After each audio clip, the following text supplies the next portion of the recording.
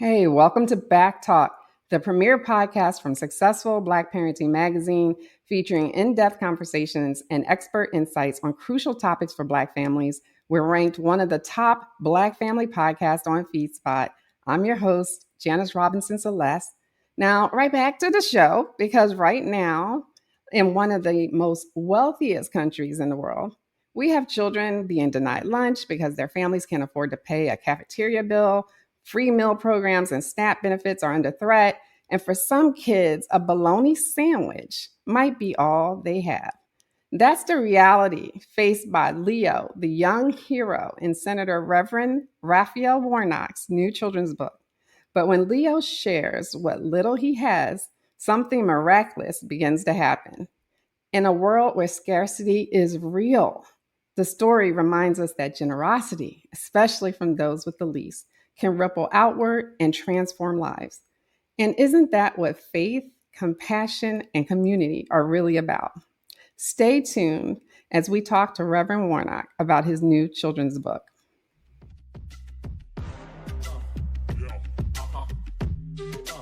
This is BACKtalk by Successful Black Parenting Magazine, the most listened to podcast for parents by parents.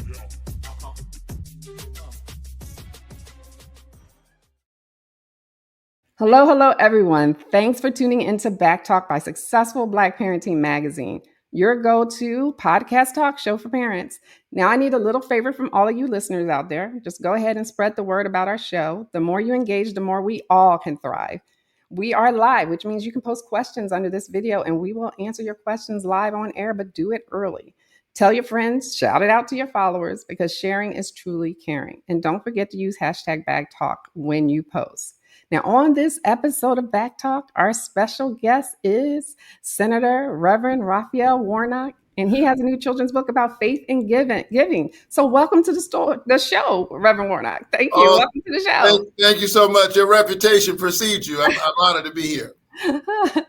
Now, to start us off, for anyone out there who possibly may not know the full story, can you briefly introduce yourself and share what drives your work as both a senator and a pastor? Thank you so much. Again, great to be here. I'm the junior United States Senator representing the great state of Georgia. I also continue to serve. This is my 20th year as the senior pastor of the Ebenezer Baptist Church. Yes. Spiritual home of Martin Luther King Jr. We like to call it America's Freedom Church.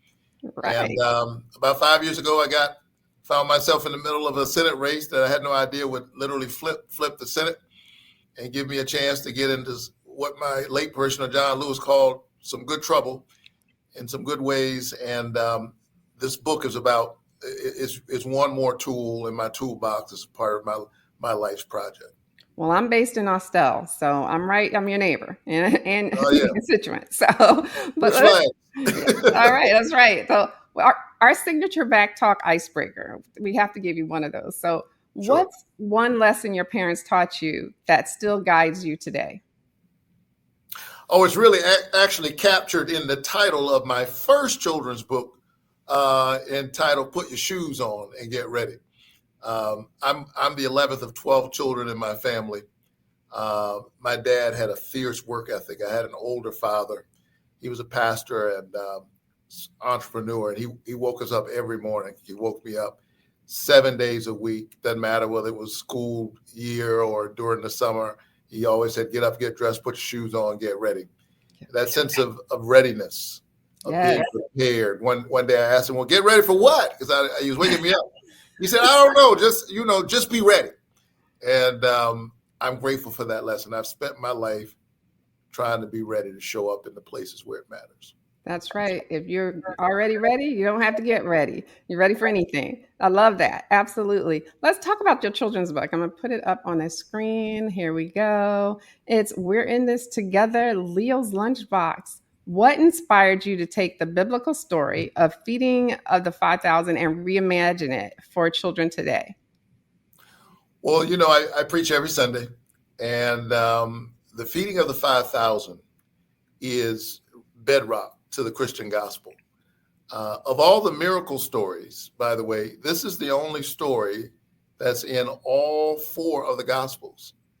And so what that tells you is that when the early church thought about the meaning of the faith and what it means to be faithful, there was something that resonated about the story. And this story resonates whether you're a Christian or not. And so the story is not that story. It's inspired by that story. It pays tribute to the meaning of the gospel, and that is building the beloved community that centers love and justice, the sense that God cares about all of us, and the way God shows up is through us. And it's a lesson that Leo and his classmates learn in a magical kind of way in the story. Now, the story touches on food insecurity and hope. Why was it important to you to center the narrative around a child whose family doesn't have a lot? And what message do you hope that sends to both children and parents? Well, food insecurity is a real problem in our country. 1 in 5 children in America is food insecure, and they don't know where their next meal is coming from. And that's in the wealthiest nation on the planet. What we know is that when children go to school hungry, learning is difficult. Absolutely. And Leo bears that burden. It's one more day, and he's got just the same bologna sandwich, what his mom's able to provide. But, poverty is a kind of violence and trauma for children. And we are seeing a real assault on poor people right now in real time. I'm in the United States Senate where, sadly, the majority party is poised to pass a budget, which I think is an immoral budget. It will slash Medicaid. 71% of the people on Medicaid in Georgia are children. Yeah. It will slash Social Security. And there are a lot of children in America who deal with food insecurity. And so it's an issue that I'm very, very focused on. I was proud of the fact that 3 months after I came to the Senate, we passed the expanded child tax credit, which literally cut poverty nearly in half. If you're listening to me, you say, well, I didn't feel that happen in our country. Well, it's because it was only for 6 months that people were literally receiving these checks, summer of 2021 till the end of the year, and then Congress ended it. So I've introduced legislation in recent days that would extend the child tax credit, would go a long way to cutting child poverty in our country. And it's something I think about all the time because I was one of those kids. I grew up in public housing. I'm 11 of 12 children in my family. I'm a free lunch kid who now sits in the Senate. Yes. I'm a Head Start kid. And we got news just a little while ago that the Trump administration is poised to get rid of Head Start. How short-sighted could you possibly be? I'm just going to get a woosah in there. Yeah. So my hope is that as we read the story to our children, as adults, read the story to our children about what happens when you create a culture of generosity, that as we teach that lesson to our children, we'll hear it ourselves, and it'll impact the kind of country that we decide that we want to be. I appreciate that. You gave us an alert about Head Start, heads up.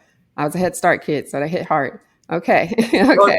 Right? Because Head Start exposes kids to learning and literature. It addresses that word gap that people talk about between affluent children and poor children. It instills in you a love of learning. Here's what the scientists will tell you.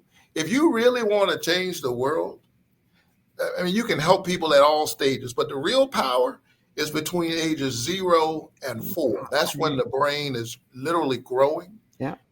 Those neurons and synapses are firing, and you set the foundation for all learning. And the parts of the brain that are not engaged during that time atrophy. And so it's violence not to expose children who have a natural intellectual curiosity to learning, to vocabulary, to ideas.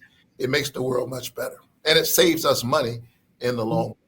And I agree with everything you said. I know you want to fight hard for us. Let me talk a little more about your book because we're going to be running out of time really quickly. But I know you're going to be over there fighting and trying to keep Head Start for us.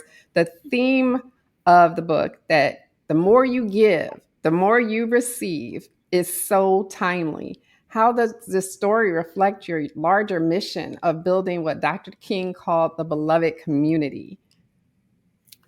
Well, it's my core belief that we suffer in this country, not from a poverty of resources, but of moral imagination. Mm-hmm. When you give, you discover that you have more to give than you thought you had. And I really do believe that it's more blessed to give than to receive. We're seeing a kind of short-sightedness in our country. There's a growing chasm between the haves and the have-nots.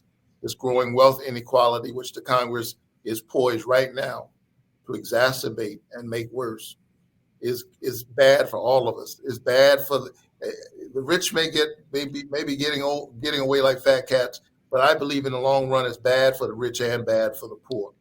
And so it's my way of bringing the gospel of love and truth and generosity, compassion, of hope, themes that I think are resonant in all of the great faith traditions. By the way, I'm trying to teach these lessons to my own children. I wrote this book for my children. I have an 8-year-old daughter, a 6-year-old son, and these are the lessons that I hope they get, that it becomes, and that compassion becomes contagious in our country. I sure hope so. And speaking of that, Leo's story is so relatable. Was there a specific child or real life experience that inspired this character or the storyline? Well, I grew up in public housing, and I don't want to overstate the poverty that I experienced, because some people lived and have experienced much worse. I don't remember, suffering for lack of food. My family took care of that. But I remember one kid in particular, now that you mention it, in my class when I was in the 4th grade. And many of us were free lunch kids, but he was just a little bit poorer than the rest of us. And there's a kid that mirrors that kid in this story. And it was interesting because this was a poor little white kid in our family, in our classroom. And it was clear that his family was really, he had having a hard time. And I could see it even as a kid. It reminds you that there's always someone a little bit worse off. And it's the responsibility of all of us to try to lift even as we climb. His name was Michael. I wonder what happened to that kid. I don't know where he is, but I'm fighting for him in this book and in the work that I try to do in the Senate. Well, Michael, if you watch this, chime in. We're going to connect you back together with Reverend Warnock. It's interesting you say that, because in our neighborhood, we didn't realize, once in a while we would have a white kid in our classroom or in our school, and they would be the only ones there. And then as an adult, we realized they must have really had it hard if they had to come and live in our neighborhood and be the only ones there, because it was a challenging neighborhood. So Interesting you say that, and the compassion that you have for that as well. Now, your book comes at a time when children's literature is increasingly being challenged and censored. What are your thoughts on the importance of diverse and value-driven storytelling in today's world? Listen, our country is great to the degree that we include everybody. And, this assault on diversity is wrong-headed. It's morally wrong, but it's also pretty stupid. I mean, what has made this country great is for kids, regardless of their zip code, having a path. And I say that, as a Head Start kid, as someone who grew up in public housing, I believe that a child's outcome should not be based on their parents' income. And the work of creating a strong and diverse nation where every child has a chance does not happen by accident. If we think that happens with some degree of intentionality, we are in deep denial about the complicated history of our amazing American story. It is a story of promise, to be sure, It is an amazing idea of self-governance. It is the story of freedom, but there's a lot of brutality in that story also. The history of that courses through our veins. You can even see it in the various shades of black and brown in our country. That violence it cannot be denied. You see it when you look in our faces. And yet here we are trying to figure out how to make this thing work and create a world where everybody can thrive. I remain committed to that. I'm not going to give in to the people who are trying to weaponize despair. Now is the time to stand up and bear witness to what Dr. King called the beloved community. Absolutely. And you're taking us to church today, because what you're saying is so relevant and hitting home. And we need these types of books out there just to even just keep a positive outlook on what's going on in the world. We need to know there's still good people out there, and people like you fighting for us. So thank you so much for that. You mentioned you're a dad of young children as well. So how has being a parent shaped the way you communicate big ideas like empathy, generosity, and faith to young people? Well, first of all, I thought I knew what love looked like, but I'll tell you, being a dad is the greatest thing. I love both of my jobs. I love being Georgia's United States Senator. I love serving the people of Ebenezer Church. I've been there 20 years, but none of those jobs compare to job one, and that's Chloe and Caleb's dad. They've taught me so much. Their sense of wonder. Having children is like seeing the world anew because they're seeing everything. They're like, Daddy, come look. And, it's a daffodil. And watching them blow it and see those things go in the air, it's like walking through childhood again. My son is now riding without his training wheels. And seeing him struggle and wobble and yet keep going, wobbling and almost falling, and yet he keeps going. That is a stronger message than any sermon I could preach on a Sunday morning. And so they inspire me. They teach me important lessons. And I'll admit it. Yeah, I'm like most girl dads. She's got me and she knows it. Well, my dad was a girl dad too. We had dad wrapped around my little finger, so I understand. It's so pathetic. Well, you think so, but you know what? You're setting a standard for so when she gets older, that she knows what she needs to look for in a man. Right. So there you go. That's right. Important. You've written a memoir, right? A spiritual book, and now this second children's book. Yeah. So how is it writing for children different for you? And what do you enjoy most about it? Well, I think writing children's books is a great exercise for those of us who lead in public spaces, who serve in office. Sometimes politicians in Washington are talking, and there seems to be a great gap between what they're talking about and where people actually live. So children keep us honest. They make us keep it plain. That lesson of trying to say things in plain English so that people can actually see themselves in the story and we can have a conversation about the direction we're actually going in is a good lesson. Kids constantly asking you, but why? A question that some of us have forgotten how to ask, pushes us, makes us go deeper. And I think it makes us better. That's right. And kids keep asking questions, keep asking, but why? When you become an adult, don't stop asking why. We pass by homeless. we pass by homeless people. Yeah. Children ask why. Why is that man on the street? And then I've got to explain that to my daughter. And the more I explain it, the more absurd I recognize that it is. And then I'm forced to ask myself, well, why don't you do something about that? What are you going to do about it? The wisdom of children, right? Now, the book has a subtle message about second chances that I love. Mm-hmm. From the secondhand lunchbox to the job opportunity that Leo moms receive. I related to that so much. Why was that detail important for you to include? Oh, it's the gospel I preach every Sunday. People say God is a God of second chances. No, that's not true, because we'd all be in trouble by now. We mess up time and time again, and yet here we are. We get to soldier on, and that's the work I do. It's the reason why I've worked for years in the issue of mass incarceration. The United States of America, the land of the free, is the mass incarceration capital of the world. We're 5% of the world's population. We warehouse about 25% of the world's prisoners. A lot of those people that we're mad at are the very same people that we're threatening to deny Head Start right now. Wow. What role do you believe faith-based values like compassion and community should play in how we raise our children today, especially as Black parents?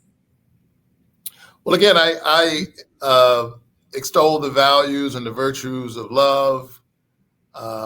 Justice is what love looks like in public, of compassion, of empathy, of second chances, of struggle together, the recognition that we do better when we stand together. And those are values that spring from my faith. I'm a Matthew 25 Christian, where Jesus says, I was hungry and you fed me. Mm-hmm. I was in prison. I was sick and you came to visit me. I was thirsty. You gave me water. And someone asked the master, well, when were you hungry? When were you thirsty? When were you sick? Lord, when were you in prison? And he said, inasmuch as you've done it unto the least of these, you've done it also unto me. And so that's, for me, the acid test of our faith is the depth of our commitment to the most marginalized members of the human family. And that's the work that I'm trying to do, whether it's in a children's book or a sermon on Sunday morning or a speech on the Senate floor about why we ought to pass the expanded child tax credit. You got me over here saying amen to myself. Yes, all of those values are so important for families. Finally, tell our audience where we can learn more about Leo's Lunchbox and follow your journey.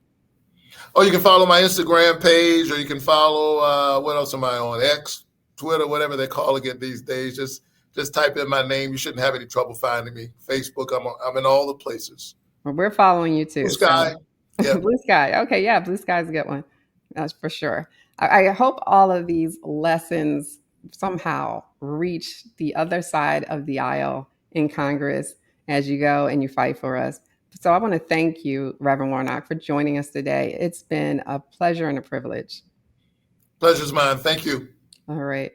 And a big shout out to all of you tuning in and engaging with us here at BACKtalk by Successful Black Parenting Magazine, the syndicated podcast that's a must for Black parents everywhere. And be sure you follow us on social media. Click on everything, follows, likes, ads, and don't forget to share the blackparentingacademy.com with a friend. It's your go-to place to get master classes by experts in Black parenting. Go to blackparentingacademy.com. And until next time, I wish you all the best and much success. Take care, and thank you for listening, everyone.